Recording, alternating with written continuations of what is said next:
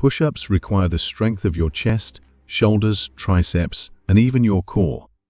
So it's no surprise that the number of push-ups you can do is closely linked to the strength of your upper body. That's why push-ups are used to test overall physical fitness by organizations like the police, military, and even schools in gym class. Push-ups can also build up your upper body without any equipment. They can even be done at home. So today, I want to share 10 major tips that help me literally 5 to 10x the amount of push-ups I could do. The first important thing to do is to make sure that you're performing push-ups correctly with proper form. Now, I know this may sound like common sense, but you wouldn't believe how many people I've worked with who think they know, but actually don't know how to perform push-ups properly. One of the most common mistakes I've seen is when someone doesn't brace their core, which causes their spine to round either up or down, rather than staying in a neutral position. Not only can this lead to a lower back injury, but it can also make the exercise easier when you drop your hips or harder when you raise them. Another common mistake is flaring your elbows out too far. You want them at about a 45-degree angle from your body. A good tip to prevent your elbows from flaring out is to slightly rotate your hands outward before planting them on the ground and beginning push-ups. This will naturally rotate your elbows inward. One last mistake that you might make if you're a beginner is positioning your hands too narrow.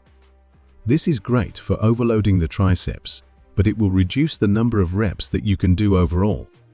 So, the way to do push-ups correctly is by first getting down on all fours, with your hands slightly rotated outward and spread slightly wider than shoulder width.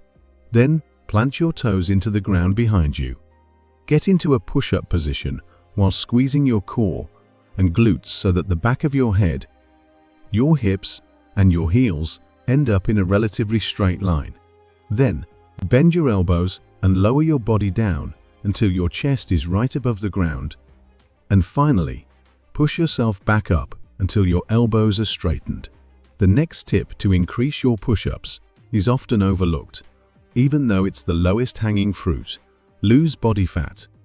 There are a couple of reasons why gymnasts and people who are good at calisthenics have low body fat percentages, and one of the most obvious benefits is that they have to overcome less resistance when moving their bodies. The same is true for the push-up.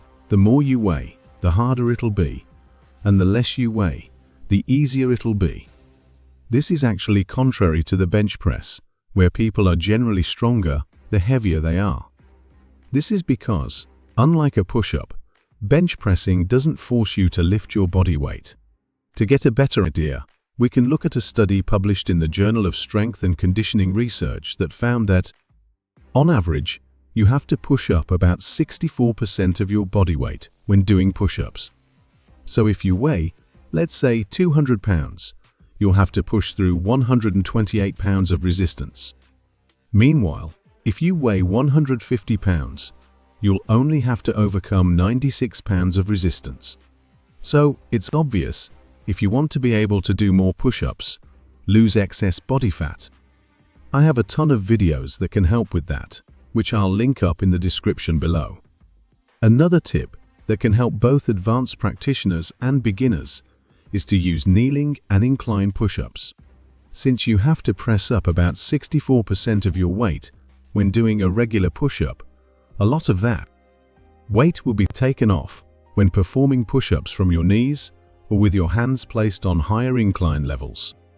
Specifically, the same study found that during kneeling push-ups, you're only lifting about 49% of your body weight, and during elevated push-ups, it can drop to 41% or even lower. So, it's pretty obvious how this can help beginners if you can't do a regular push-up yet. You could start with kneeling or incline push-ups and progress from there. But even if you're advanced, when you push yourself to failure, it's very effective to drop to your knees and squeeze out a few additional reps, especially if you haven't hit your rep target before giving out. This is actually very similar to performing a drop set when lifting weights. and drop sets are very effective for gaining size and strength. Once you can do more than 15 push-ups, you'll want to overload your push-ups with more advanced variations. A major factor that determines how many push-ups you can do is how much maximal push strength your upper body has. The more maximal strength you have, the easier it'll be to do one regular push-up. This is why more advanced push-up variations should be used in your routine, as they'll help you improve your maximal pressing strength. One simple way to do this is by elevating your feet for push-ups. This will shift more of your weight onto your upper body, making the exercise more difficult. To be exact, that same study found that elevating your feet just 2 feet off the ground will increase the amount of resistance from 64% to 74%. I recommend starting your workout with the more difficult push-up variations where your feet are elevated. As you do more sets and begin to feel fatigued, you can switch to regular push-ups and even start doing drop sets down to kneeling push-ups to complete more reps. I'll include a link below to a video that demonstrates the best push-up variations you can incorporate into your routine. Aside from variations, you can also use resistance bands to overload the movement. Studies show that bench pressing with resistance bands leads to more strength gains compared to doing the same amount of volume on the bench press without bands. Unfortunately, there are no studies available on whether the same applies to band-resisted push-ups, but when you have built up a solid push-up foundation, it makes sense to add these to your workout routine. This is because it allows you to overload the movement and gain more upper body strength, making regular push-ups feel much easier. Using bands actually improves the strength curve of the movement. With regular push-ups, most people have a clear sticking point about 1/3 of the way up. But when you use bands, this sticking point becomes less of an issue or may disappear entirely, as the bands make the movement more challenging as you press yourself up, maintaining the difficulty throughout the entire range of motion. The next tip is often overlooked. Make sure you have sufficient core strength. You simply can't perform a proper push-up if you have a weak core. It would be like shooting a cannon from a canoe. Your core is your base, and if it's weak, your base will be too unstable. That's why implementing core stabilization exercises like planks and Abe wheel rollouts into your routine can be beneficial. These movements train your core in a static position, which has more carryover to push-up strength than dynamic ab exercises like crunches or leg raises. Another important tip is to apply progressive overload. This means gradually increasing the stimulus on your muscles. For example, if you did 4 sets of 10 push-ups today, aim for 4 sets of 11 next time, or add an extra set to increase the total volume. You could also increase the weight by raising your feet, using a resistance band, or adding weight to your back.